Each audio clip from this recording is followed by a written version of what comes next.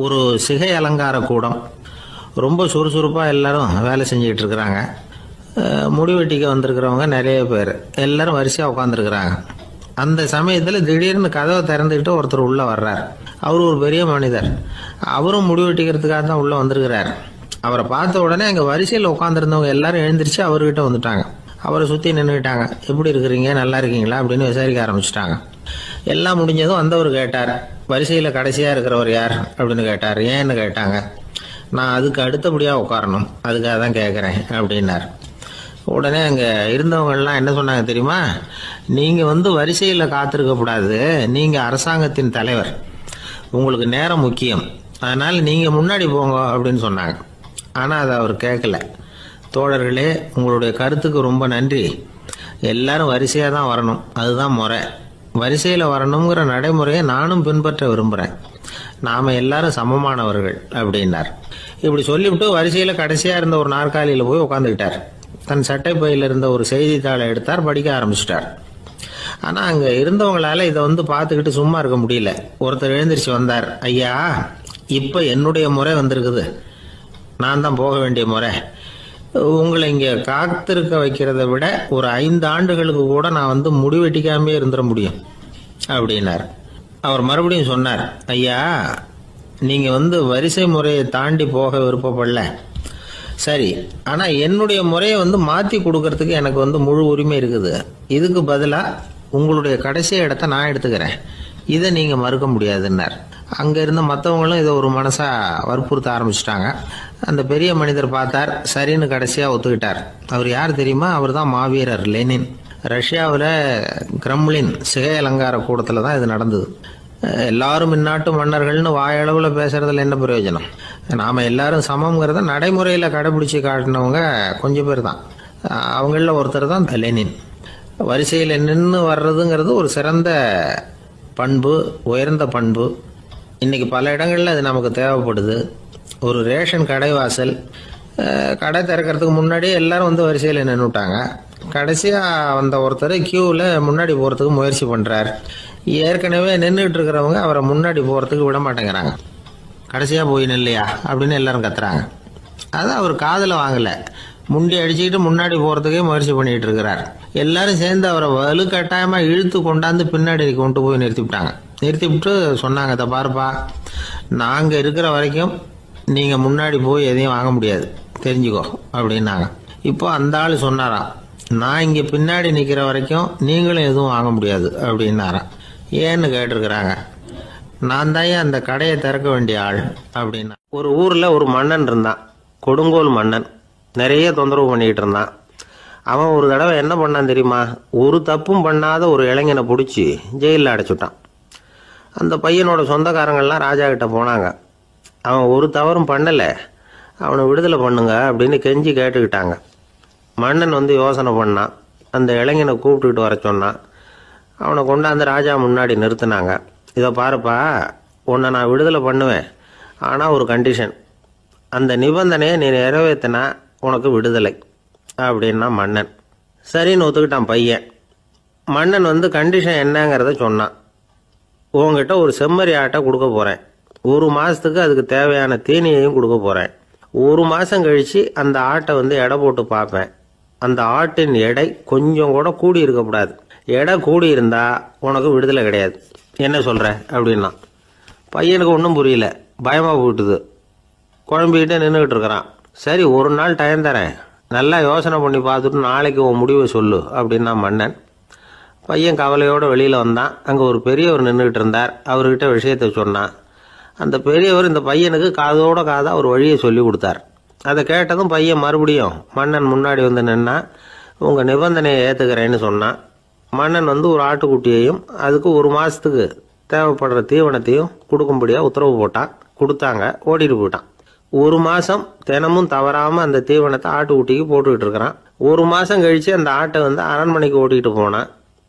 மன்னன் அதை எடை போட்டு பார்க்குறான், எடை கூடவே இல்லை, அப்படியே தான் இருக்குது. உடனே போட்ட நிபந்தனைப்படி அந்த இளைஞனை விடுதலை பண்ணிவிட்டான். சரி, ஆட்டுக்கு எடை கூடாமல் இருக்கிறதுக்கு அந்த பெரியவர் சொல்லி கொடுத்த யோசனை என்ன அப்படின்னா, அது வேற ஒன்றும் இல்லை. அந்த ஆட்டுக்கு எதிரில் அது கண்ணில் படுற மாதிரி ஒரு ஓனாயை கட்டி போட சொன்னார். அவ்வளவுதான். ஆட்டுக்கு ஓநாய்ங்கிறது பிறவி பகை. ஓநாயை பார்த்தா ஆடு நடுங்க ஆரம்பிச்சிரும், அவ்வளவு பயம். தினமும் அந்த ஆடு பயந்துகிட்டே தீனி சாப்பிட்டுது, எடை கூடல. அதுதான் ரகசியம். இது சின்ன பிள்ளைங்களுக்கான ஒரு கதை. இதுல இருந்து தெரிஞ்சுக்க வேண்டிய உண்மை என்னன்னா, நாமெல்லாம் சாப்பிட்றப்ப மனசும் உடம்பும் அமைதியா இருக்கணும். அப்பதான் அது உடம்புல ஒட்டும். அவசரத்திலையும் பயத்திலையும் சாப்பிட்டா அது சரியா ஜீரணமாகாது. இன்னொரு ராஜா இருந்தார். அவரும் ஒரு இளைஞனை ஜெயிலில் அடைச்சி விட்டார். விடுதலை பண்ணணும்னா ஒரு கண்டிஷன்னார். என்னன்னு கேட்டான். ஒரு ஆட்டுக்குட்டியை அவன் முன்னாடி கொண்டாந்து நிறுத்துவேன், நீ அதுகிட்ட ஒரு கேள்வி கேட்கணும், அதுக்கு சரியான பதிலை சொல்லணும். அப்படி செஞ்சுட்டா உனக்கு விடுதலைன்னார். இளைஞன் யோசனை பண்ணி பார்த்தான், சரின்னு ஒத்துக்கிட்டான். அது பிரகாரமே ஆட்டுக்குட்டியை பதில் சொல்ல வச்சுட்டான். என்ன நடந்தது தெரியுமா? ஆட்டுக்குட்டியை கொண்டாந்து நிறுத்தினாங்க. இவன் மெதுவாக அதுகிட்ட போனான். அது காதுகிட்ட போய் ஏப்ரலுக்கு அடுத்த மாதம் என்ன மாதம்னு கேட்டான். அது உடனே மேன்னு கத்திச்சு. இவன் விடுதலை ஆயிட்டான். ஒரு நண்பர் வந்தார்.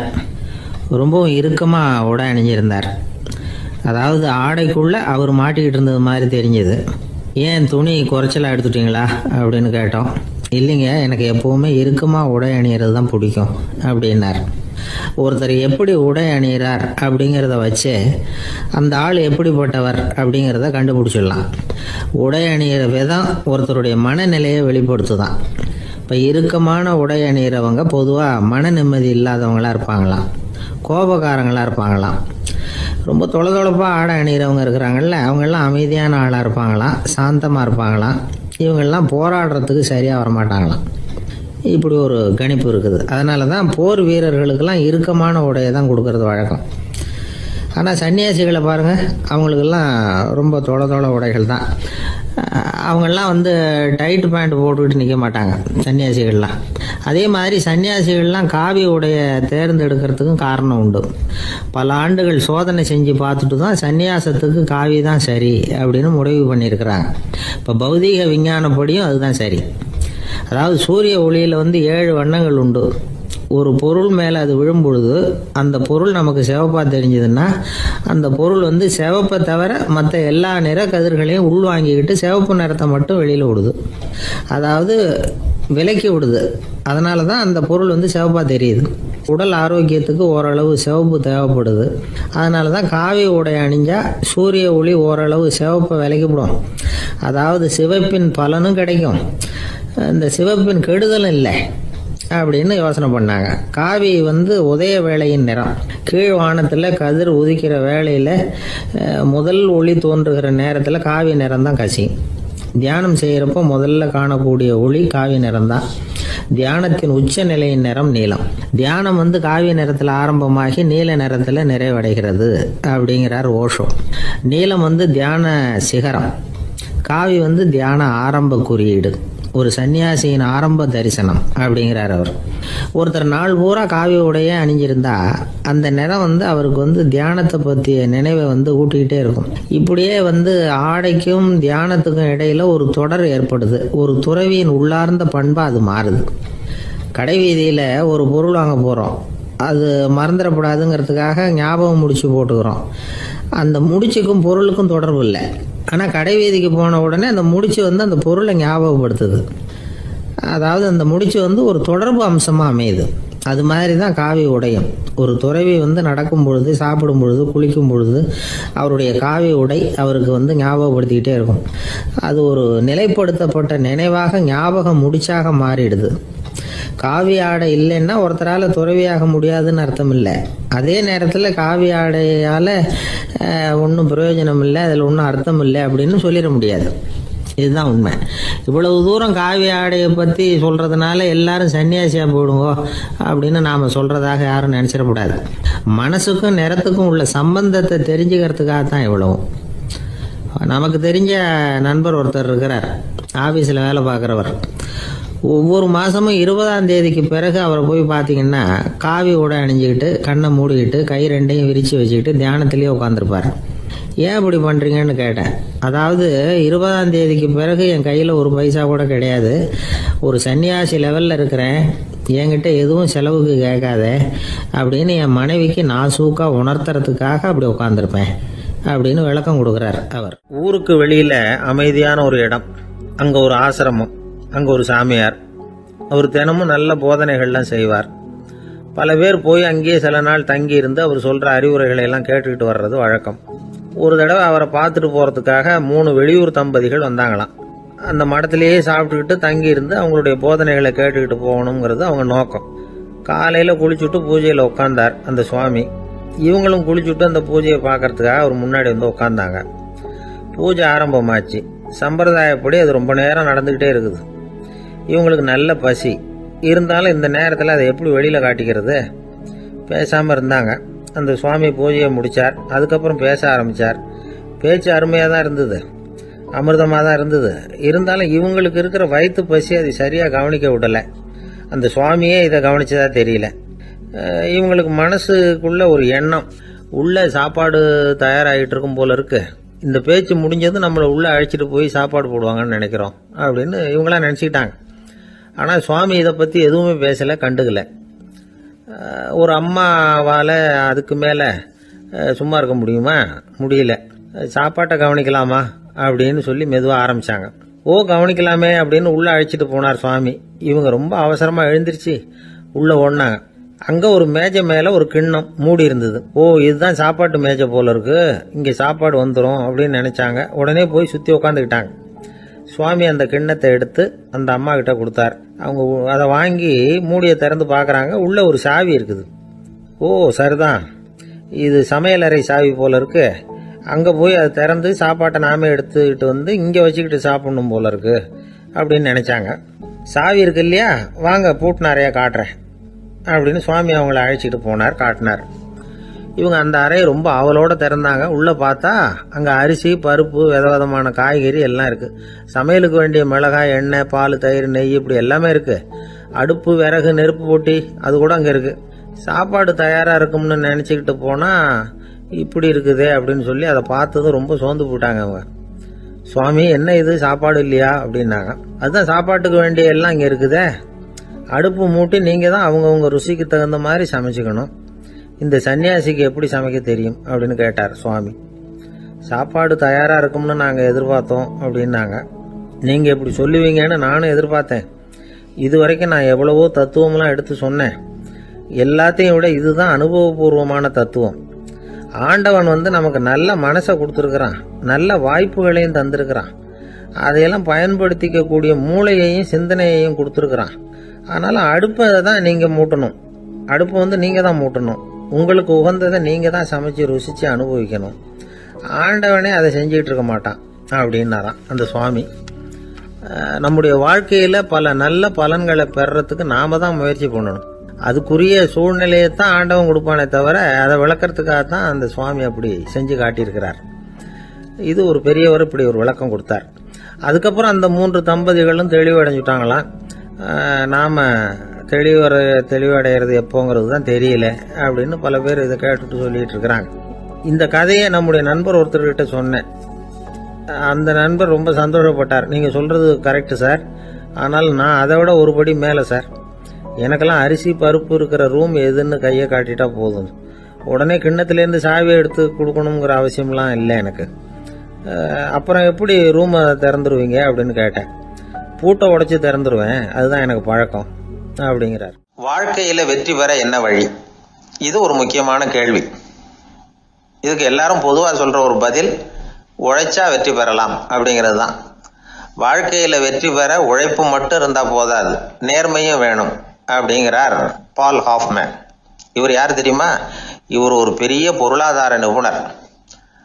2வது உலகப் போர் முடிஞ்ச சமயம் அப்போ இவர் அமெரிக்காவின் நிதி ஆலோசகராக இருந்தார். தன்னுடைய வாழ்க்கையில நடந்த பழைய நிகழ்ச்சி ஒன்று அவர் சொன்னார். இளம் வயசுல படிச்சு முடிச்சதும் அவர் வேலை தேடிக்கிட்டு இருந்தாராம். அப்போ ஒரு கால்நடை வைத்தியர்கிட்ட போய் வேலை கேட்டிருக்காரு. இவர் அங்க போன சமயத்துல அந்த டாக்டர் தன்னுடைய பழைய கார் ஒன்றை விற்பனை செய்யறதுக்காக வேற ஒருத்தர்கிட்ட பேரம் பேசிக்கிட்டு இருந்தார். வாங்க வந்தவர் இவர்கிட்ட அந்த காரை பற்றின விவரம்லாம் கேட்டுக்கிட்டு இருந்தார். கார் நல்ல நிலைமையில் இருக்குமா அப்படிங்கிற கவலை அவருக்கு. எல்லா விவரங்களையும் கேட்டுக்கிட்டு அவர் கடைசியா சொன்னார், டாக்டர், இந்த காரை நீங்களே என்னுடைய ஊருக்கு ஓட்டிட்டு வர வேண்டியது. கார் எந்த ரிப்பேரும் ஆகாம என்னுடைய ஊருக்கு சேர்ந்துட்டுதுன்னா அங்கேயே நான் பணம் கொடுத்து இந்த காரை வாங்கிக்கிறேன் அப்படின்னார். நம்ம கார் அவ்வளவு தூரத்துக்கு வழியில் எந்த கோளாறும் இல்லாமல் போய் சேருமா அப்படிங்கிற சந்தேகம் டாக்டருக்கு. அவர் என்ன செஞ்சார் தெரியுமா? தன்கிட்ட வேலை கேட்டு வந்திருந்த இளைஞர் பால் ஹாஃப்மேனை கூப்பிட்டார். அவர்கிட்ட சொன்னார், இதை பாருப்பா, இந்த காரை நீ அவருடைய ஊர் வரைக்கும் நல்லபடியாக ஓட்டிகிட்டு போய் சேர்த்துட்டீன்னா உனக்கு நான் வேலை கொடுத்து விட்றேன். அது மட்டும் இல்லை, காரு விற்கிற தொகையில் கமிஷனும் கொடுக்குறேன், என்ன சம்மதமா அப்படின்னு கேட்டார். ஹாஃப்மேன் யோசனை பண்ணார். அதுக்கப்புறம் சரின்னு சொல்லி சம்மதிச்சார். கொஞ்ச நேரத்தில் அவரும் கார் வாங்க வந்தவரும் புறப்பட்டாங்க. இவர் ரொம்ப சிரமப்பட்டு வழியில் எங்கேயும் நிறுத்தாமல் காரை ரொம்ப சாமர்த்தியமாக ஓட்டிகிட்டு போய் சேர்த்துட்டார். இவரை அழைச்சிக்கிட்டு வீட்டுக்குள்ளே போனார். அப்புறம் கேட்டார், இதை பாருப்பா, இப்போ சொல்லு, இந்த காரோட நிலைமை இப்போ எப்படி இருக்கு? உண்மையிலேயே இது நல்ல நிலைமையில் இருக்குதா? உன்னுடைய மனசாட்சிப்படி பதில் சொல் அப்படின்னார். இவரும் உடனே காரு நல்ல நிலைமையில தான் இருக்கு அப்படின்னு சொல்றதுக்கு வாயை திறந்தார். அதுக்குள்ள பார்வை எதிரில் உள்ள சுவர் மேலே பட்டுது. அங்கே இயேசுநாதர் படம் ஒன்று மாட்டியிருந்தாங்க. அதுக்கு அடியில் எழுதியிருந்த வாசகம் என்னன்னா, நீ பேசும் ஒவ்வொரு வார்த்தையையும் இயேசு கவனித்து கொண்டிருக்கிறார் அப்படின்னு இருந்தது. அந்த வரிகளை பார்த்தார். உடனே காரு சரியில்லை அப்படிங்கிற உண்மையை சொல்லிவிட்டார். இவர் இப்படி சொன்னதும் இவரை ரொம்ப ஆச்சரியமா பார்த்தார். இவர்கிட்ட இருந்த நேர்மை அவரை சிந்திக்க வச்சது. உன்னுடைய நேர்மையை பாராட்டுறேன், உனக்கு கமிஷன் கிடைக்கணுங்கிறதுக்காகவே நான் இந்த காரை வாங்கிக்கிறேன்னார். இப்போ அவர் திகைச்சு போய் நின்னார். மறுபடியும் அவர் சொன்னார், நீ காரை ஓட்டிட்டு வரும்பொழுதே உன்னுடைய திறமையை பார்த்தேன், உனக்கு விருப்பம் இருந்தால் நீ என்கிட்டயே வேலைக்கு சேர்ந்துடலாம் அப்படின்னார்.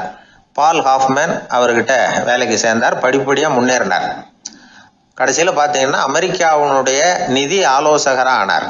அதுக்கப்புறம் அவர் அந்த பழைய சம்பவத்தை எப்பவும் மறக்கிறது இல்லை, அடிக்கடி சொல்றது உண்டு. அதனால இதுல இருந்து நாம தெரிஞ்சுக்க வேண்டியது என்னன்னா, வாழ்க்கையில முன்னுக்கு வரணும்னா உழைப்பு மட்டும் போதாது, நேர்மையும் வேணும். ஆனால் இந்த காலத்துல சிலருடைய நேர்மை நமக்கு ஆச்சரியமா கூட இருக்கும். ஒருத்தர் புஸ்தக கடை வச்சிருந்தார். ரொம்ப நேரமா தேடி ஒரு புத்தகத்தை கையில் எடுத்தார். அதுக்கு பில் போட சொன்னார்.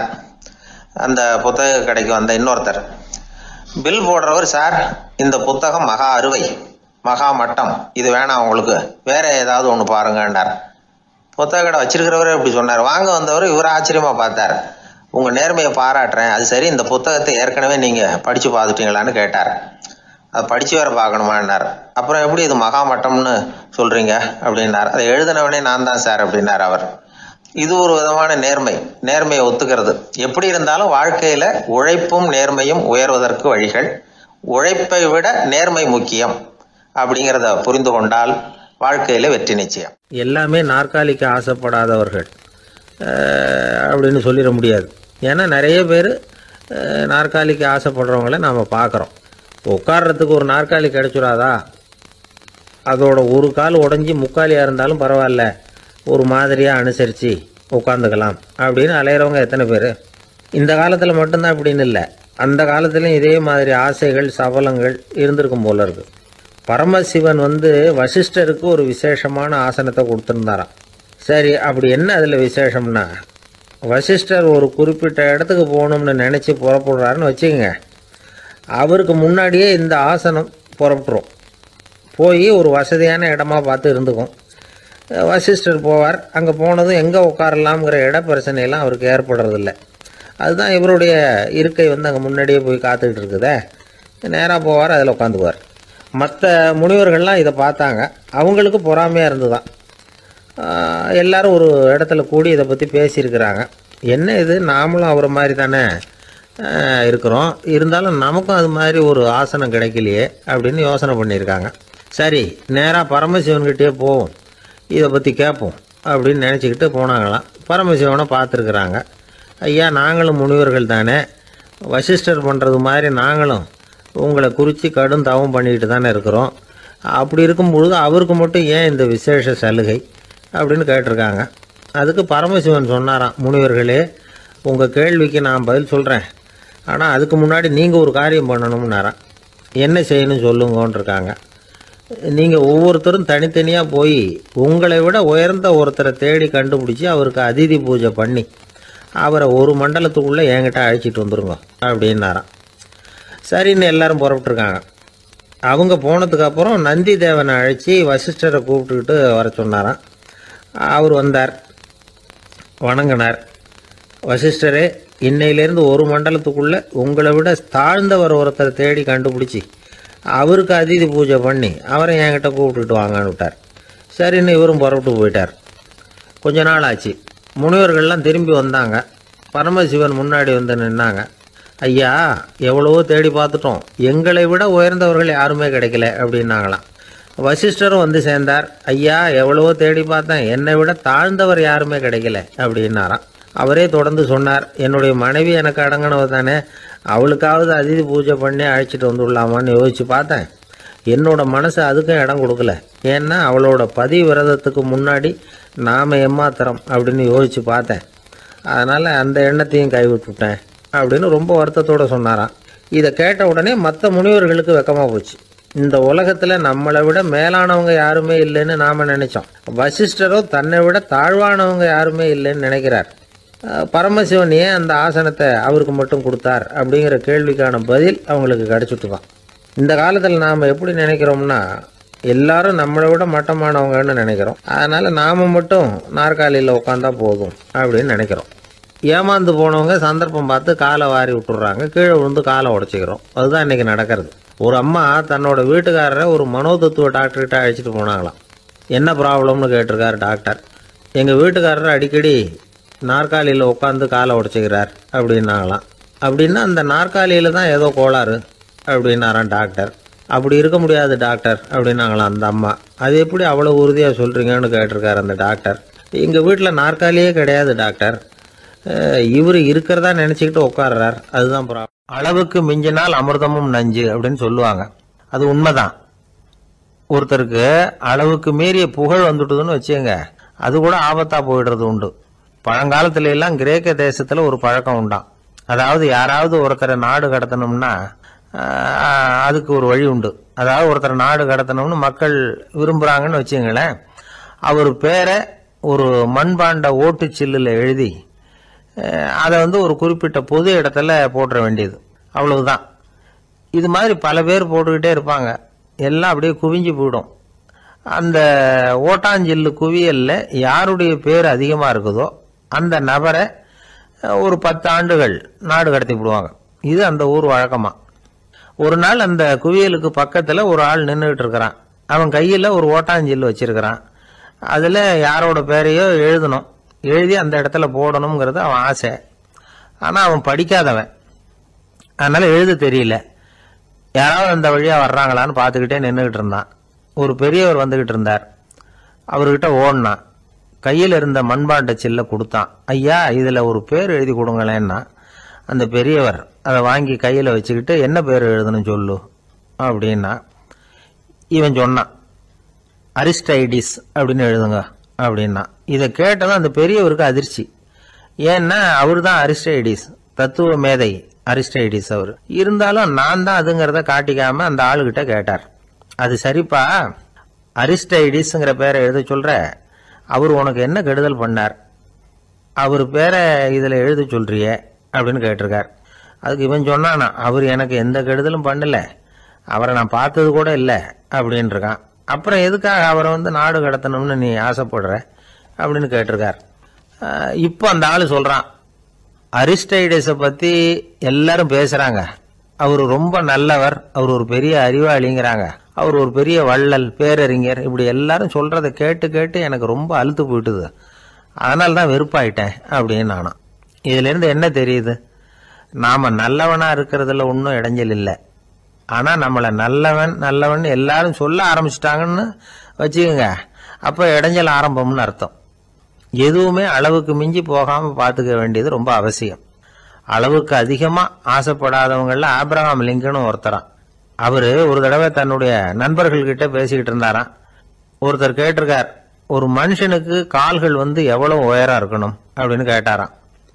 இதுக்கு ஆப்ரஹாம் லிங்கன் சொன்னாராம், அது என்ன, இடுப்புல இருந்து தரையை தொடுற அளவுக்கு உயரம் இருந்தா போதும் அப்படின்னாராம். என்னுடைய நண்பர் ஒருத்தர், அவருக்கு ஜாதகத்துல நம்பிக்கை உண்டு, அவரே ஜோசியம்லாம் பார்ப்பார். என்ன சார் இந்த காலத்துல இதையெல்லாம் நம்பிக்கிட்டு இருக்கீங்களே அப்படின்னு கேட்டா, உங்களுக்கு ஒன்றும் தெரியாது சார், இந்த உலகத்துல ஒவ்வொருத்தரும் அவங்கவங்க செய்யற நல்லது கெட்டதுக்கு தகுந்த பலனை அனுபவிச்சே தீரணும் பார். அது மட்டும் இல்ல, ஒருத்தர் செத்துட்டா கூட அவன் செஞ்ச பாவ புண்ணியங்கள் கூடவே போய்கிட்டு இருக்கும் பார். அது எப்படி கூட போவோம் அப்படின்னு குதர்க்கமாக கேட்டா அதுக்கு அவர் ஒரு கதை சொன்னார்.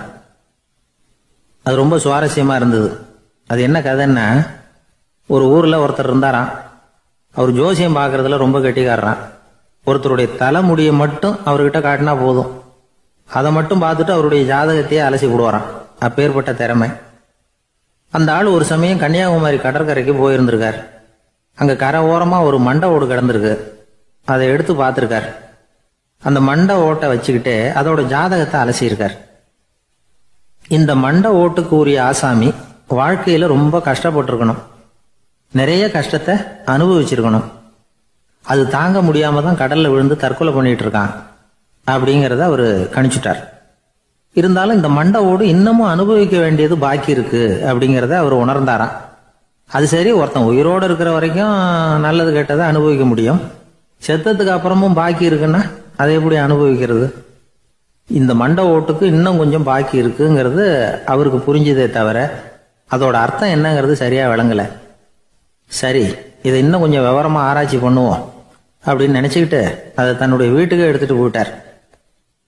அந்த மண்டை ஓட்டை ஒரு பெட்டியில வச்சு பூட்டினார். தன்னுடைய தனி அறையில அதை பத்திரமா வச்சுக்கிட்டார். தினமும் ராத்திரி ஆனதும் தன்னுடைய மனைவியை பார்த்து, நீ போய் பூஜை அறையில தனியா படுத்துக்க அப்படின்னு சொல்லிவிட்டு தினம் ராத்திரி 12 மணிக்கு பெட்டியை திறந்து அவர் பார்ப்பார். மண்டை ஓடு அப்படியே இருந்தது தவிர இன்னும் கொஞ்சம் பாக்கி இருக்குங்கிறதுக்கு அர்த்தம் அவருக்கு விளங்கல. அந்த மண்டை ஓட்டுக்கு இன்னும் என்ன பாக்கி இருக்க போகுது? எப்படியோ ஒரு 10 நாள் போச்சு. அந்த வீட்டம்மாவுக்கு சந்தேகம் வந்துட்டுது. நம்ம வீட்டுக்காரரு நம்மளை தனியா ஏன் தூங்க சொல்றார் அப்படிங்கிற சந்தேகம். உடனே பக்கத்து வீட்டு அம்மா கிட்ட விஷயத்த சொல்லியிருக்கிறாங்க. அந்த அம்மா உடனே, நீ கவலைப்படாத, நான் கண்டுபிடிச்சு சொல்றேன் அப்படின்னு சொல்லிவிட்டாங்களாம். அன்னைக்கு ராத்திரியே ஜன்னல் வழியா எட்டி பார்த்துருக்குறாங்க. இந்த ஆளு மண்டை ஓட்டை கையில வச்சுக்கிட்டு அது திருப்பி திருப்பி பார்த்துக்கிட்டு இருக்கிறான். அதை பார்த்துட்டாங்க. மறுநாள் காலையில அவரோட மனைவியை பார்த்தாங்க. ஏம்மா, உன் வீட்டுக்காரருக்கு நீ முதல் மனைவியா 2வது மனைவியா அப்படின்னு கேட்டாங்களாம். எனக்கு தெரிஞ்ச வரைக்கும் நான் ஒருத்தி தான் அவருடைய மனைவி அப்படின்னாங்களாம் அவங்க. அப்படி இல்லை, நீ அவருக்கு 2வது மனைவி. முதல் மனைவியின் மண்டை ஓட்டை தான் அவர் தினமும் ராத்திரியில் எடுத்து பார்த்துக்கிட்டு இருக்கிறார் அப்படின்னாங்க அடுத்த வீட்டு அம்மா. அப்படியா விஷயம் அப்படின்னு சொல்லிவிட்டு கணவன் வீட்டில் இல்லாத நேரமா பார்த்து அந்த மண்டை ஓட்டை எடுத்து கொண்டாந்து ஒரு உரல்ல போட்டு உலக்கையால குத்தி நொறுக்க ஆரம்பிச்சிட்டாங்க. வெளியில போயிருந்த அந்த ஆள் அப்பதான் உள்ள நுழைஞ்சார். மண்டை ஓடு உலக்கை கிட்ட குத்து வாங்கிட்டு இருக்கு. அது அனுபவிக்க வேண்டியது இன்னும் கொஞ்சம் பாக்கி இருக்குங்கிறதுக்கு அர்த்தம் எனக்கு இப்பதான் புரிஞ்சுது அப்படின்னாராம் அவர். இந்த கதையிலிருந்து நாம இன்னொரு நீதியையும் புரிஞ்சுக்கணும். அதாவது நம்ம வீட்டை பத்தி நமக்கு புரியாததெல்லாம் அடுத்த வீட்டுக்கு. ஒரு ஊர்ல ஒரு ராஜா இருந்தார். பெரிய அரண்மனையில தான் இருக்கிறார். எல்லா வசதியும் இருந்தது. இருந்தாலும் அவர் எல்லாரும் சொல்றது எப்படி தெரியுமா, பிச்சைக்கார ராஜா. அப்படி ஒரு பேர் அவருக்கு நிலைச்சு போச்சு. ஜனங்களும் சரி, மற்ற தேசங்களில் உள்ளவங்களும் சரி, அவர் அந்த பேர் சொல்லியே குறிப்பிடுறது வழக்கமா போட்டுது. இது அவருக்கு ரொம்ப கவலையா போச்சு.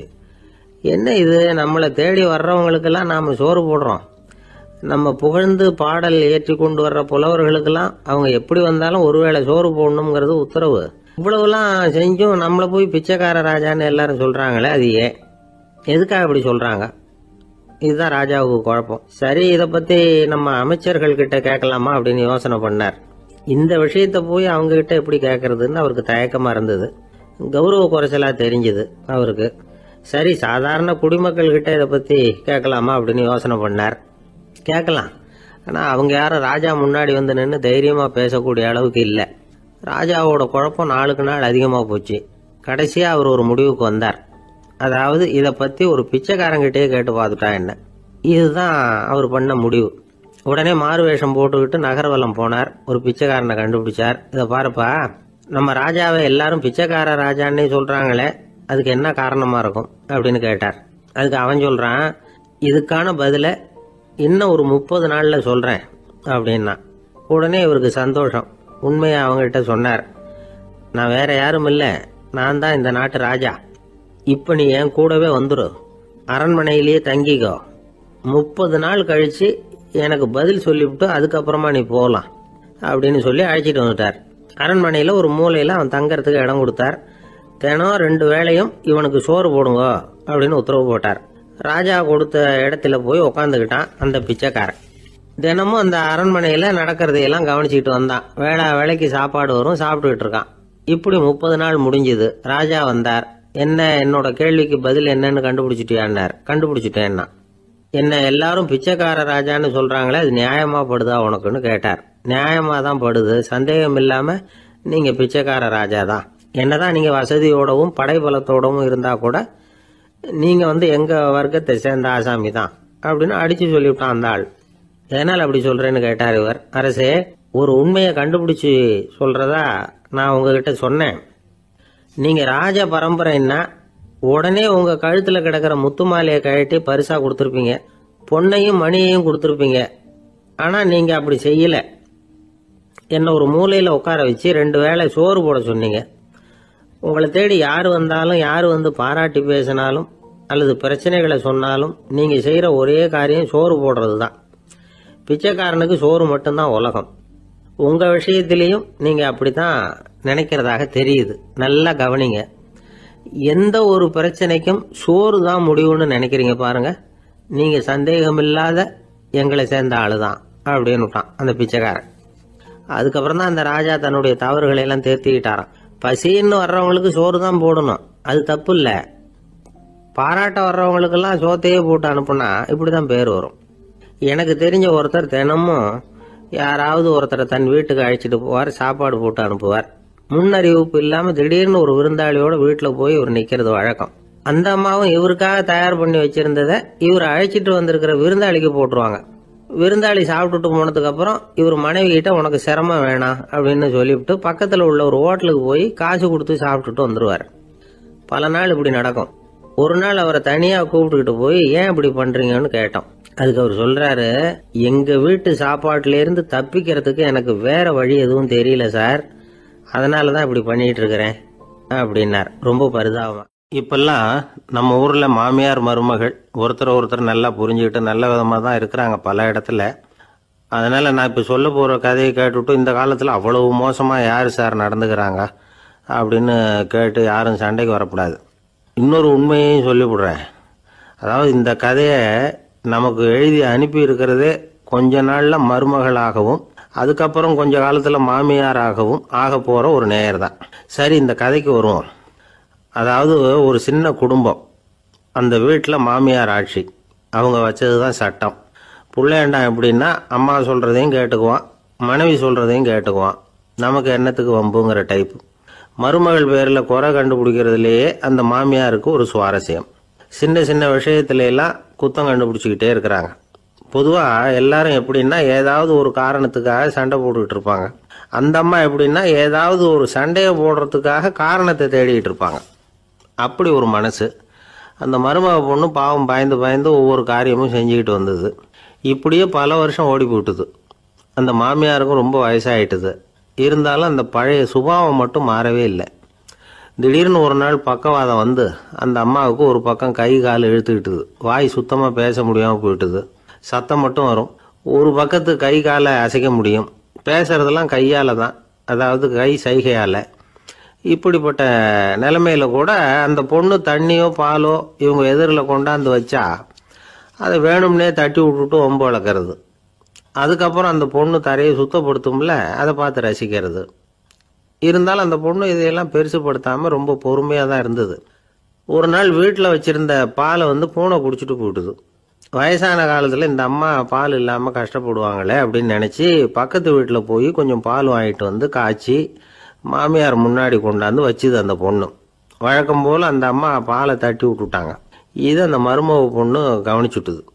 இவ்வளவு நாள் பொறுமையாக இருந்த இந்த மருமகளுக்கு இன்னைக்கு இதை பார்த்து தான் அசாத்திய கோபம் வந்துட்டுது. கதவுக்கு பக்கத்தில் சாத்தி வச்சிருந்த உலக்கையை எடுத்து மாமியார் தலையில் போட, அது குறி தவறி கழுத்தில் பட, அந்த அம்மா கழுத்தை பிடிச்சிக்கிட்டு ஊன்னு கத்த, இந்த பொண்ணு ஒன்றும் அலட்டிக்காமல் உலக்கையை எடுத்து மறுபடியும் கதவு பக்கம் சாத்தி வச்சுட்டு அது பாட்டுக்கு நடந்து போயிட்டுது. இருந்தாலும் மனசுக்குள்ளே லேசாக ஒரு பயம். கணவன் வீட்டுக்கு வந்ததும் என்ன விஷயம்னு கேட்டால் எப்படி சமாளிக்கிறது. அன்னைக்குன்னு பார்த்து ரொம்ப நேரம் கழித்து வீடு சேர்ந்தான் கணவன். உடனே அந்த அம்மா புகார் பண்ண ஆரம்பிச்சுட்டுது. பேச்சு தான் வராத. அதனால் ஒரு பக்கத்து கையால் சைகை காட்டுது. கதவுக்கு பக்கத்தில் இருந்த உலக்க பக்கமாக கையை நீட்டி காட்டி அப்படியே அந்த கையை தன் கழுத்துக்கு பின்பக்கமாக சுற்றி காட்டி நாக்கை வெளியில் நீட்டி நடந்த விஷயத்தை புரிய வைக்கிறதுக்கு முயற்சி பண்ணுது. இவனுக்கு ஒன்றும் புரியல. என்ன சொல்கிறாங்க அம்மா அப்படின்னு மனைவிகிட்ட கேட்குறான். அதுக்கு அந்த பொண்ணு ரொம்ப புத்திசாலித்தனமா, என்னங்க உங்கள் அம்மா சொல்கிறது உங்களுக்கு இன்னும் புரியலையா? அவங்க உங்களை பார்த்து என்ன சொல்கிறாங்கன்னா, ஏண்டா உலக்க மாதிரி நிற்கிற, சாக போகிற எனக்கு சங்கிலி எதுக்கு, என் கழுத்தில் கிடக்கிற இந்த சங்கிலியை கழட்டி என் மருமக கழுத்தில் போடுறா அப்படின்னு சொல்கிறாங்க அப்படின்னு தான். ஓ அப்படியா விஷயம்னு சொல்லி அம்மா கழுத்தில் இருந்த சங்கிலியை எடுத்து மனைவி கழுத்தில் போட்டுட்டு, அம்மா உன் விருப்பப்படியே போட்டாச்சு, இனிமேலாவது நிம்மதியாக படுத்து தூங்கு அப்படின்னு சொல்லிவிட்டு உள்ளே போயிட்டான். பார்த்தீங்களா கதையை? அதனால தான் மாமியார்கள் சைகை காட்டுறதுன்னா கூட இனிமேல் ஜாக்கிரதையாக இருக்கணும். 2 பேர் சுவாரஸ்யமாக பேசிகிட்டு இருக்கிறப்போ குறுக்க புகுந்து தொந்தரவு பண்ணுறதுக்குன்னே சில பேர் இருப்பாங்க. அது ரொம்ப இடைஞ்சலாக இருக்கும்.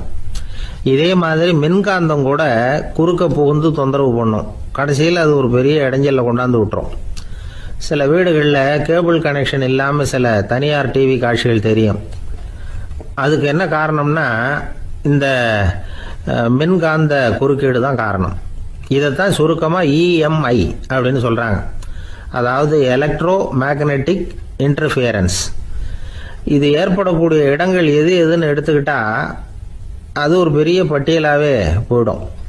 இந்த EMI தொந்தரவு கேபிள் டிவியில் மட்டும்தான் இல்லை, ராக்கெட் ஏவுதளத்தில் உள்ள ரேடார்கள், அங்கே உள்ள சில சக்தி வாய்ந்த தொலைத்தொடர்பு சாதனங்கள், விமான தளங்களில் உள்ள ரேடார்கள், கப்பல் தளங்களில் பொருத்தப்பட்டிருக்கக்கூடிய சக்தி வாய்ந்த ஆண்டனாக்கள், இப்படி நிறைய சொல்லலாம். காவல் நிலையங்களில் பயன்படுத்தப்படுகிற வயர்லெஸ் தொடர்பு சாதனங்கள் கூட ஓரளவுக்கு இந்த மின்காந்த அலைகளை வெளியிடும். நம்ம வீட்டில் உட்காந்துக்கிட்டு ரேடியோ கேட்டுக்கிட்டு இருப்போம் அல்லது டிவி பார்த்துக்கிட்டு இருப்போம். அந்த சமயத்தில் பக்கத்து தெருவில் ஒரு மோட்டார் சைக்கிள் அல்லது காரு, குறிப்பாக பெட்ரோல் இன்ஜின், அது போகிறப்போ அதில் உள்ள மின்கலத்தில் அதாவது மேக்னட்டோ பேட்டரியிலிருந்து வெளிப்படுகிற மின்காந்த அலை இங்கே டிவியிலையும் ரேடியோவிலையும் கரகரப்பு உண்டு பண்ணும். சரி, இது பெருசாக என்ன இடைஞ்சலை உண்டு பண்ணிட போகுது அப்படின்னு நாம் அலட்சியமாக நினைக்கலாம். வயசானவங்களுக்கு மறதி நோயின்னு ஒன்று வரும்ல, அல்ஷமீர், அதாவது மூளையில் உள்ள செல்கள் செயலிழந்து போயிடுறது. அது செய்ய வேண்டிய வேலையை மறந்துடும். மனைவியே எதிரில் நின்னா கூட உன்னை எங்கேயோ பார்த்தது மாதிரி தெரியுதே அப்படின்னு சொல்லிட்டு இருப்பாங்க. அப்படி ஒரு மறதி. இந்த விசித்திரமான நோய்க்கு இதுவரைக்கும் மருந்தே இல்லைன்னு வேற சொல்றாங்க.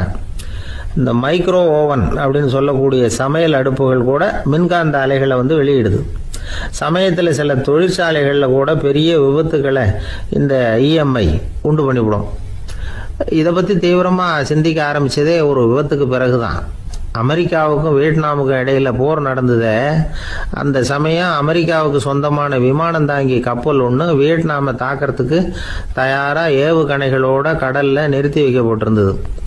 தற்செயலாக அந்த பகுதியில் கப்பல் தொலைத்தொடர்பு பகுதிக்கு அருகில் ஊடுருவிய இந்த சக்தி வாய்ந்த ரேடியோ அலைகள் ஏவுகணையில் இருந்த மின்னணு சர்க்கியூட்டை பூர்த்தி செஞ்சு வச்சுட்டுது. அவ்வளவுதான், ஏவுகணை அங்கேயே வெடிச்சு செதறி போச்சு. 130 பேர் அந்த இடத்துலயே உடல் கருகி செத்து போட்டாங்க. ஏகப்பட்ட பொருள்கள் நாசம். இந்த விபத்துக்கான காரணம் என்னங்கிறத உடனடியாக யாராலையும் கண்டுபிடிக்க முடியல. ரொம்பவும் கடுமையாக முயற்சி பண்ணி கடைசியாக கண்டுபிடிச்சாங்க. இது இந்த EMI வேலை தான் அப்படின்னு. மின்னணு தொலைபேசிகள் இருக்கு. இதில் பேசும்பொழுது நம்ம காதை அதாவது செவியை ஊடுருவக்கூடிய மின்காந்த அலையானது மூளைக்கு போய் அங்கே மூளை கட்டிகளை உருவாக்க ஊக்கம் கொடுக்குது அப்படின்னு வேற கண்டுபிடிச்சிருக்கிறாங்க. இந்த EMI ரொம்ப குறைஞ்ச மின்காந்த அழுத்தத்தில் நமக்கு எந்த பாதிப்பையும் ஏற்படுத்துறதில்லை. மின்காந்த அலைகள் அழுத்தத்தோடு இருக்கிற இடங்கள்ல ரொம்ப நேரம் இருந்தோம்னா நம்ம உடம்பின் வெப்பநிலை 2 டிகிரி செல்சியஸ் வரைக்கும் அதிகரிக்குதாம். அதனால வெப்பநிலையை சீராக்கிறதுக்கு இதய துடிப்பும் அதிகரிக்குது. இப்படிலாம் கண்டுபிடிச்சிருக்கிறாங்க. இப்பெல்லாம் இந்த மின்காந்த குறுக்கீடுகளை தடுக்கிறது எப்படி அப்படின்னு விஞ்ஞானிகள் யோசனை செய்ய ஆரம்பிச்சிருக்கிறாங்க. இந்த விஷயத்துல அலட்சியமா இருந்தோம்னா எதிர்காலத்தில் நிறைய பேருக்கு இந்த ஞாபக மறதி நோய் வந்துடும். அப்புறம் அது ரொம்ப கஷ்டமா போயிடும். ஒரு குடும்ப தலைவர் தன் மனைவியை பார்த்து, யார் நீ, உன்னை எங்கேயோ பார்த்தது மாதிரி இருக்குதே அப்படின்னு சொல்லிட்டு இருந்தார். உடனடியாக அவரை போய் பார்த்தேன். வாங்க டாக்டர்கிட்ட போகலாம் அப்படின்னு. அவர் என்னை தனியாக அழைச்சிட்டு போய் காதோட காதாக மெதுவாக சொல்கிறார், இதை பாருப்பா, என் கையில் பணம் இல்லாத போகலாம், அப்படி மறதி நோய் வந்துட்டது மாதிரி நடிச்சுக்கிட்டு இருப்பேன், அவ்வளவுதான், அதை நீ கண்டுக்காத அப்படின்னார். ஒரு பெரிய பியானோ கலைஞர் வியன்னாவில் இருந்தார். ரொம்ப புகழ்பெற்ற இசை கலைஞர் அவர். இங்கிலாந்து மகாராணி விக்டோரியா அவருடைய சங்கீதத்தை கேட்கணும்னு ஆசைப்பட்டாங்க. அவரை அரண்மனைக்கு கூப்பிட்டாங்களாம். பியானோ வாசிக்க சொல்லி கேட்டாங்களாம். இவரும் ரொம்ப பிரமாதமாக வாய்ச்சி காட்டியிருக்கார். உடனே பாராட்டி பரிசுகள்லாம் கொடுத்து அனுப்புனாங்களாம். அந்த இசையை கேட்கறதுல அரசிக்கு ரொம்பவும் ஆர்வம் உண்டு. அதனால அதுக்கப்புறமும் அந்த கலைஞர் அடிக்கடி அரண்மனைக்கு வர வேண்டிய அவசியம் ஏற்பட்டது. ஏன்னா அரசி கூப்பிட ஆரம்பிச்சாங்க. இவர் போகணும், அங்கே இசை நிகழ்ச்சி நடத்தணும். இவர் அங்கே பாடி வாசிக்கிறது உண்டு. ஒரு தடவை மகாராணி அவரை பார்த்து, உங்க நாட்டு தேசிய கீதம் பாடுங்களேன் அப்படின்னு கேட்டாங்களாம். உடனே அவர் தன்னுடைய நாடான ஆஸ்திரியாவின் தேசிய கீதத்தை பாடியிருக்கிறார். அவர் பாட ஆரம்பிச்ச உடனே மகாராணி எழுந்திருச்சு நின்னாங்களாம். அதுக்கு மரியாதை செலுத்துற நோக்கத்தோட பாட்டு முடிகிற வரைக்கும் அப்படியே நின்றுகிட்டு இருந்தாங்களாம். இதுதான் அந்த அரசியினுடைய பெருந்தன்மை. அதாவது நாட்டுப்பற்றுங்கிறது அந்த அளவுக்கு அப்படி இருக்கணும். இப்படி ஒரு அரசியே நம்ம நாட்டு தேசிய கீதத்துக்கு எழுந்திருச்சு நின்று மரியாதை செலுத்துறாங்க அப்படிங்கறத புரிஞ்சுக்கும் பொழுது அந்த முதிய கலைஞரின் மகிழ்ச்சிக்கு அளவே இல்லையாம். அதுக்கப்புறம் அந்த பியானோ கலைஞர் ஒரு நாள் தன்னுடைய நண்பர் ஒருத்தர்கிட்ட பேசிக்கிட்டு இருந்தாராம். அப்ப சொன்னாராம், மகாராணியார் எனக்கு எவ்வளவோ பரிசுகள்லாம் கொடுத்துருக்குறாங்க.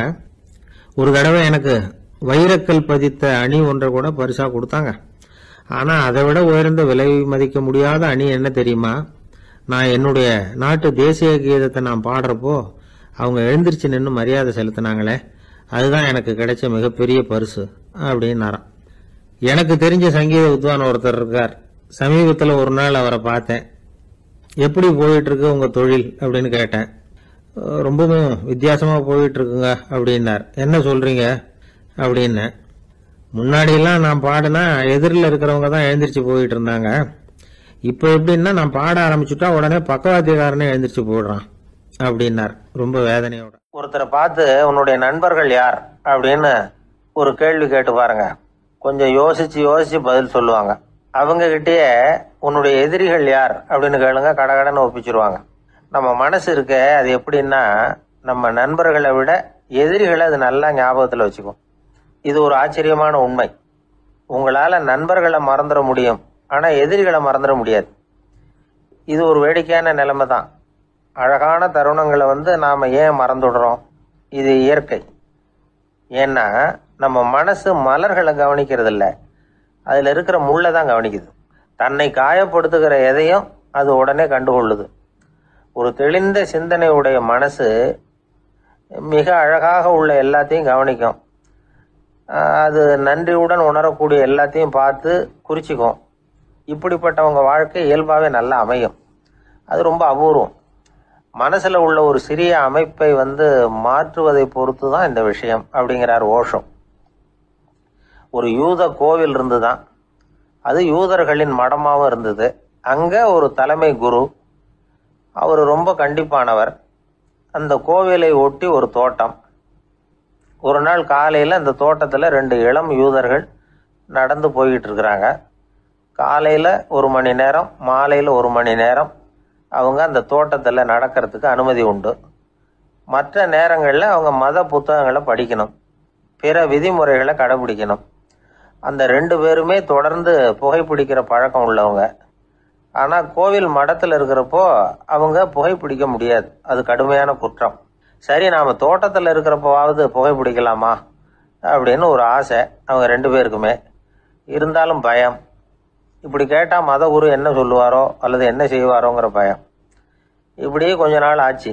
ஒரு நாள் இந்த 2 பேர்ல ஒருத்தன் ரொம்ப கலங்கி போய் அந்த கோவில்ல இருந்து வெளியில வந்துகிட்டு இருந்தான். வந்தவன் நேரா தோட்டத்து பக்கம் போனான். அங்க இன்னொருத்தன் ஆனந்தமா புகை பிடிச்சிக்கிட்டு இருக்கிறான். அதை பார்த்துதான் இவனுக்கு அதிர்ச்சி. அட கடவுளே, என்ன இது, நீ கேட்காமலே ஆரம்பிச்சிட்டியா அப்படின்னா. இல்லை நான் கேட்டுட்டு தான் ஆரம்பிச்சிருக்கேன்னா அவன். அப்படியா, என்ன மனுஷன் இவரு, நானும் தான் கேட்டேன், என்ன கண்ணாமுன்னான்னு திட்டி விட்டார். இது என்ன கோவிலா இல்லை நரகமா? உனக்கு புகை பிடிக்கணும்னு ஆசையாக இருந்தால் நரகத்துக்கு போகணும்னு சொல்லிவிட்டார். அது சரி, உன்னை மட்டும் எப்படி அனுமதிச்சார் அப்படின்னு கேட்டான் இவன். அவன் சிரிச்சுக்கிட்டே, நீ எப்படி கேட்ட சொல்லு அப்படின்னா, நாம் இந்த தோட்டத்துக்கு வர அனுமதிக்கப்பட்டிருக்கிறதே ஜபத்துக்காகத்தானே, அதனால் நான் ஜபம் சொல்லும் பொழுது புகை பிடிக்கலாமா அப்படின்னு கேட்டேன். அதுக்கு தான் அவர் சத்தம் போட்டு என்னை அடிக்கவே வந்துட்டார் அப்படின்னா இவன். நீ ஒரு மாதிரியாக கேட்டிருக்க, நான் வேற மாதிரியாக கேட்டிருக்கிறேன். ஜெபம் சொல்லும்போது புகை பிடிக்கலாமான்னு நீ கேட்டிருக்க. ஐயா, புகை பிடிக்கும் பொழுது ஜெபிக்கலாமா அப்படின்னு நான் கேட்டேன். அதில் தப்பு ஒன்றும் இல்லை அப்படின்னு பதில் சொல்லிட்டார் அப்படின்னா. ஒரு சிறிய மாற்றம்தான் அது மிகப்பெரிய மாறுதலை ஏற்படுத்தி விட்டது. மனசு நல்ல விதமாக சிந்திக்க ஆரம்பிச்சுட்டுதுன்னா மகிழ்ச்சிக்கு பஞ்சம் இல்லை. ஒரு கஞ்சன் ஆற்றுல விழுந்துட்டான், வெள்ளத்தில் தத்தளிச்சுக்கிட்டு இருக்கிறான். கரையில் நின்ன ஒருத்தர், உன் கையை கொண்டா இப்படி பிடிச்சி இழுத்து கரையில் சேர்த்து விடுறேன்னார். எதையும் கொடுத்து பழக்கம் இல்லாத அவன் கையையும் கொடுக்க மாட்டேன்னுட்டான். இவர் பார்த்தார், உன் கையை கொடுன்னு சொல்றதுக்கு பதிலாக நான் என் கையை கொடுக்குறேன் பிடிச்சிக்கோ அப்படின்னார். அவன் கப்புன்னு பிடிச்சிக்கிட்டான், இழுத்து கரையில் போட்டார். ஒரு பூங்கா, அங்க ஒருத்தர் நின்றுட்டு இருக்கிறார். நின்றுகிட்டே ஏதோ ஆழ்ந்த யோசனையில் இருக்கிறார். அந்த பக்கமா இன்னொருத்தர் வந்தார். இவரை கவனிச்சார். என்ன யோசனைன்னு கேட்டார். எப்படி எழுந்திருக்கிறதுன்னு யோசனை பண்ணிட்டு இருக்கிறேன்னார் அவர். கேட்டவருக்கு ஒரு மாதிரி ஆயிட்டுது. ஏற்கனவே நின்றுகிட்டு இருக்கிற ஒருத்தர் எப்படி எழுந்திரிச்சு நிற்கிறதுன்னு யோசிக்கிறாருன்னா அது ஆச்சரியம் தானே. அதுக்கப்புறம் இவர் யோசிக்க ஆரம்பிச்சார், என்ன இவர் இப்படி பேசுறாரு அப்படின்னு. கீழே விழுந்தாதானே எழுந்திரிச்சு நிற்க முடியும். அதனால எழுந்திருக்கணும்னு நினைக்கிறவங்க முதல்ல கீழே விழணும். இவர் முதல்ல கீழே விழணும், அதுக்கப்புறம் தான் எழுந்திருக்கிறது எப்படின்னு சிந்திக்க முடியும். இந்த உலகத்துல எல்லாருமே கீழே விழுந்து எழுந்தவர்கள் தான். இப்போ இந்த குழந்தை பருவத்தில் கீழே விழாம நடைபயில கற்றுக்கிட்டவங்க யாராவது உண்டா? சின்ன வயசுல ஒரு தடவை கூட கீழே விழலை சார், அப்படியே பிறந்தார் வளர்ந்தார் பெரியவர் ஆயிட்டார் அப்படின்னு யாரையும் சொல்ல முடியாது.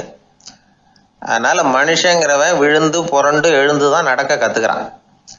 ஒரு உண்மையை நாம எல்லாரும் புரிஞ்சுக்கணும். இந்த உலகத்துல தவறு செய்யாத மனிதர்களே யாரும் கிடையாது. அப்படி இருக்கிறப்போ எப்போதாவது நாம தவறு பண்ணிவிட்டோம்னா அதுக்காக மனசு உடைஞ்சு போயிடக்கூடாது, வாழ்க்கையில வெறுப்பு வந்துடக்கூடாது. ஒரு தவறு நடந்துட்டுதா அதுக்காக மனசு உடைஞ்சு போடாதீங்க, அதை ஒரு பாடமா எடுத்துக்கங்க. அதே தவறு மறுபடியும் நடக்காம வேணும்னா பாத்துக்கலாம், அது போதும். தடைக்கல்ல படிக்கெல்லாம் மாத்திக்கணும், இதுதான் இதுல முக்கியம். ஒரு அலுவலகம், அங்க ஒரு அதிகாரி, அவர் உயர்ந்த பதவியில் இருந்தார், சிறந்த நிர்வாகின்னு பேர் வாங்கினவர். அவர் தனக்கு கீழே வேலை செய்யறவங்க கிட்ட எல்லாம் சொல்லுவாராம், இந்த நிறுவனத்துல நீங்க எத்தனை தடவை வேணும்னாலும் தவறுகள் செய்யலாம், ஆனா ஒரே விஷயம் என்னன்னா ஒரே தவறை மறுபடியும் செய்யக்கூடாது, அது முக்கியம் அப்படின்பாராம். இதை மேம்போக்கா பார்த்தா அவர் ஏதோ தன்னுடைய ஊழியர்களை தவறு செய்ய தூண்டுறது மாதிரி தெரியும். ஆனா உண்மை அப்படி இல்லை. இன்னைக்கு என்ன நடக்குது தெரியுமா? அநேகமா எல்லா மனிதர்களுமே ஒரே தவறை தான் மறுபடியும் மறுபடியும் செய்யறாங்க. விளையாட்டு வீரர்கள் ஒரே மாதிரியான தவறுகளை திரும்ப திரும்ப செய்யறது உண்டு. கணக்கு எழுதுறவங்கள பாருங்க, ஒரே தப்பை மறுபடியும் மறுபடியும் செய்வாங்க. அலுவலகம் வருகிறவர்களை கவனிங்க, ஒரு நாள் தாமதமா வந்தா பரவாயில்ல, தினமும் தாமதமா வருவாங்க. இது மாதிரி செய்த தவறையே திரும்ப திரும்ப செய்யறதுக்கு என்ன காரணம் அப்படின்னா சோம்பல், ஞாபக மறதி, கவனக்குறைவு, தன்னுடைய திறமை பேர்ல அளவுக்கு மீறிய நம்பிக்கை, இப்படி இதுல ஏதாவது ஒரு காரணமா இருக்கலாம் அப்படிங்கிறாங்க இது பற்றி ஆய்வு செய்கிற வல்லுநர்கள். ஒரு தடவை செஞ்ச தவிர மறுபடியும் செய்யறது இல்லைன்னு முடிவு செஞ்சுக்கிட்டு அதை செயல்படுத்த கத்துக்கணும், அது போதும், வாழ்க்கை வெற்றிகரமா அமையும் அப்படிங்கிறாங்க அந்த அனுபவசாலிகள். அதனால வெற்றிகரமா வாழ்க்கையில நடைபோட விரும்பும் இளைஞர்கள் தவிர்க்க வேண்டியது என்னன்னா, முதல்ல சோம்பலை தவிருங்கள், சுறுசுறுப்பாக இயங்குங்கள் அப்படிங்கிறது அவங்க அறிவுரை. ரெண்டாவது ஞாபக மறதி, எந்த செயல்லையும் ஈடுபாடு வேணும், அக்கறை வேணும்.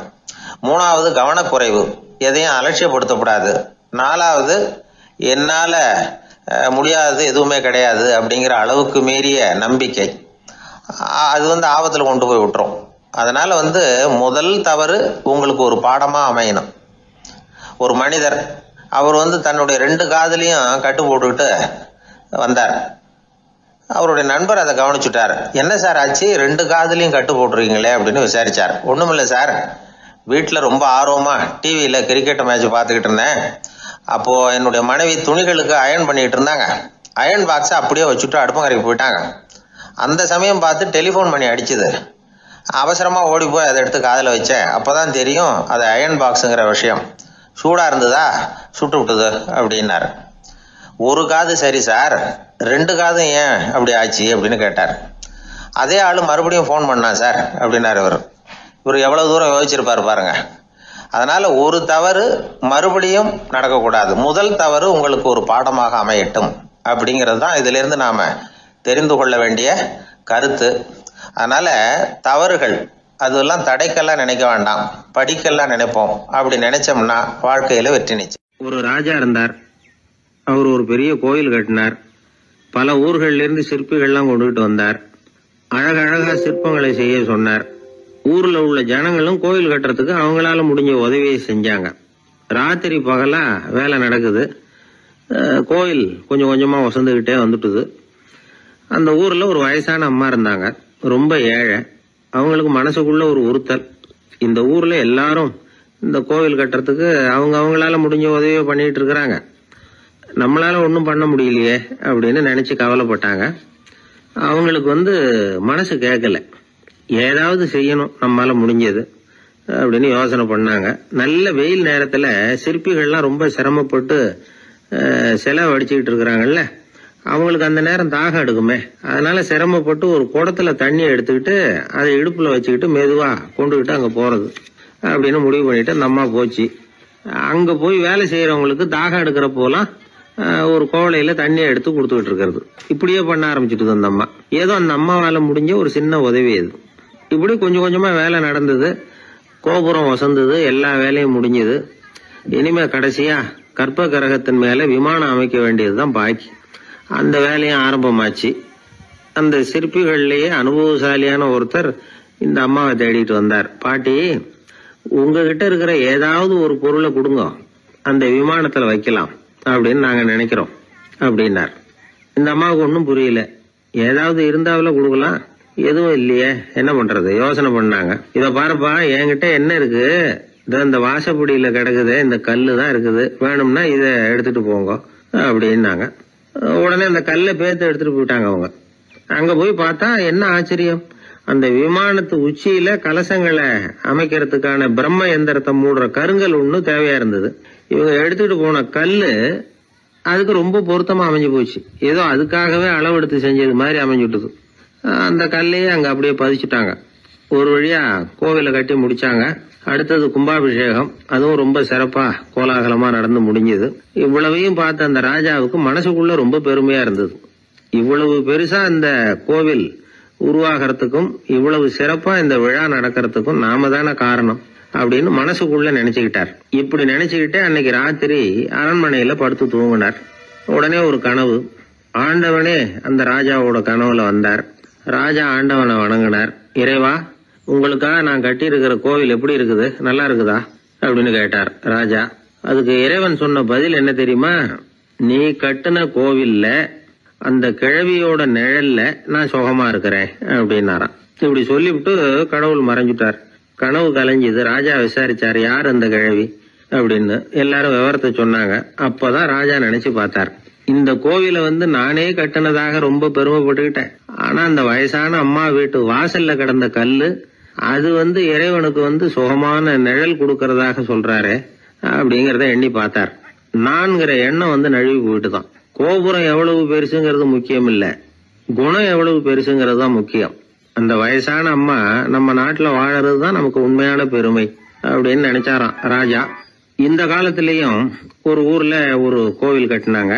எல்லா ஜனங்களும் அவங்களால முடிஞ்சதை செஞ்சாங்க. நம்மால ஒருத்தன் அந்த திருப்பணி குழு தலைவரை போய் பார்த்தான். நான் ஏதாவது ஒத்துழைக்கணுமா ஐயா அப்படின்னு ரொம்ப பணிவா கேட்டான். திருப்பணி குழு தலைவர் சொன்னார், இத பாருப்பா, இந்த கோவில் கட்டி முடிக்கிற வரைக்கும் உன்னுடைய ஒத்துழைப்பு எதுவும் தேவையில்லை. கட்டி முடிச்சு கும்பாபிஷேகம் ஆனதுக்கு அப்புறம் தான் உன்னுடைய ஒத்துழைப்பு ரொம்ப அவசியம் அப்படின்னார். அதுக்கப்புறம்